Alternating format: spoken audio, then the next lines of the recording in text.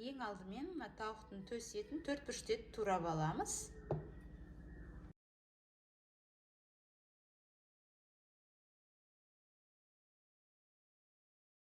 Енді табамызды отқа қойып, астын ең жоғарыға қоямыз.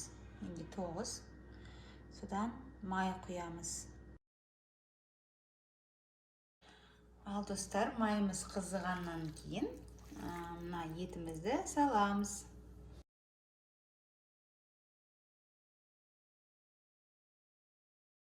Енді етімізді өзінің суы тартылғанша жақсылап қуырамыз. Қатты отта қозғай отырып. Ал енді пиязымыз бен сарымсағымызды турап аламыз.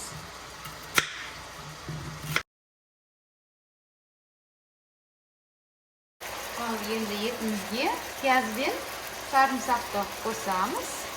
Араластырып қуырамыз. Ал қыздар, азырақ тұз қосамын.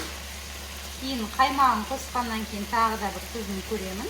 Мен қазір мына жерде 1-1,5 шай қасық тұз қостым. Содан бұрыш қосам.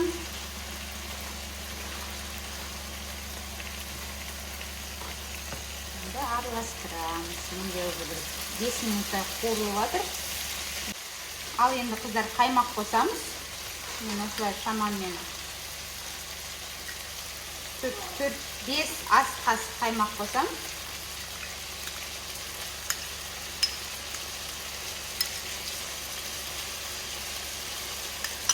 Кішкене су қосам, себебі менде қаймағым майлы және қою.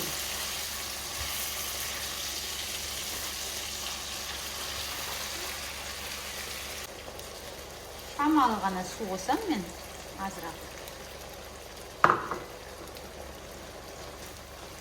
Ал енді осы жерде тұзын көріп аламыз. Қалауынша дәмдеуіштер қоссаңыздар да болады, бірақ мен ешқандай дәмдеуіш қоспадым. Тек тұз бен бұрыш қана қостым. Көргендеріңіздей. Тұзы жақсы. Енді қыздар,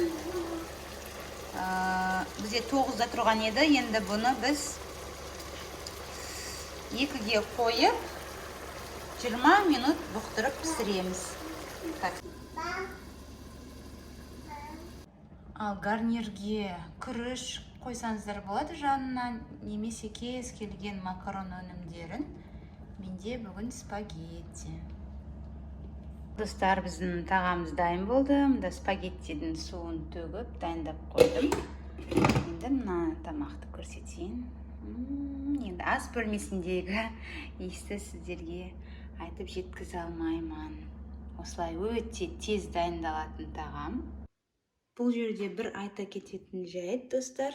Егер сіздер отбасыларыңыз суы көбірек болсын десеңіз, қаймағын молынан салсаңыздар болады. Ал бетіне ірімшікті үккіштің майда жағынан өткізіп сепсеңіздер болады. Ас болсын, назарларыңызға рахмет.